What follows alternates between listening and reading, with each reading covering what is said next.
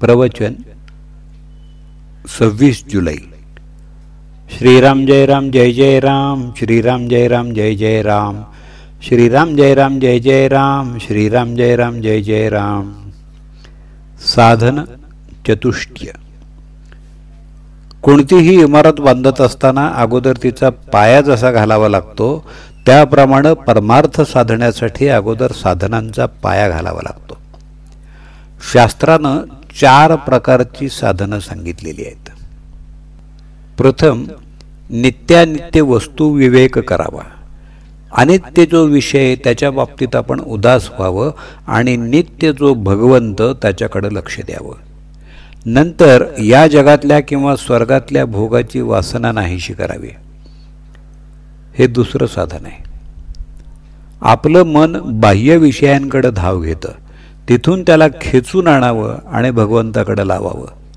आपण चूक केली नसतानाही कुणी जाच केला तरी शांतपणे सहन करावं.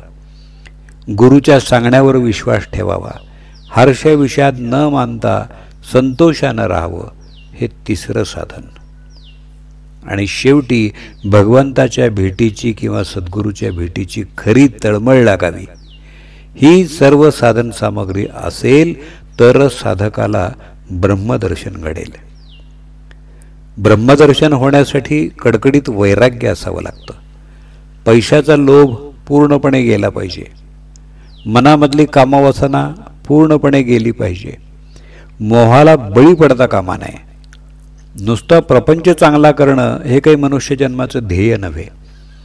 जनावरं देखील आपापला प्रपंच करतातच.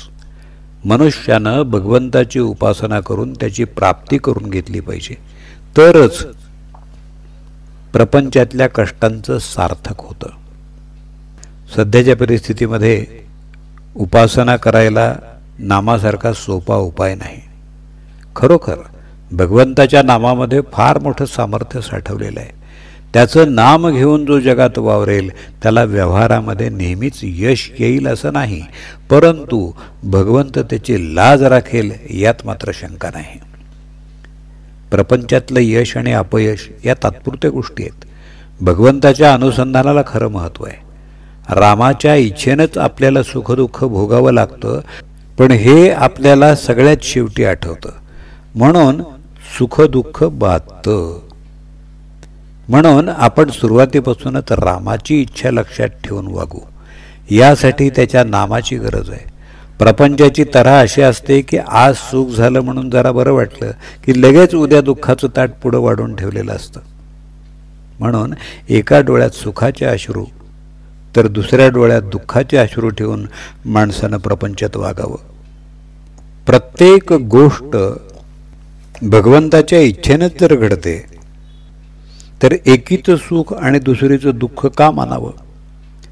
शहाण्या माणसानं आपलं चित्त भगवंताच्या नामात गुंतवून ठेवावं आणि बरा वाईट जसा प्रसंग येईल त्यात सामील होऊन जावं.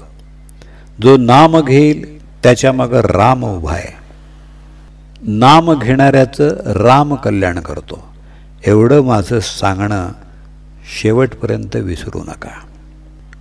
अतिप्रेमानं नाम घ्यावं. नामात तल्लीन झाल्यावर देहाची सुखदुःख बाधणार नाहीत.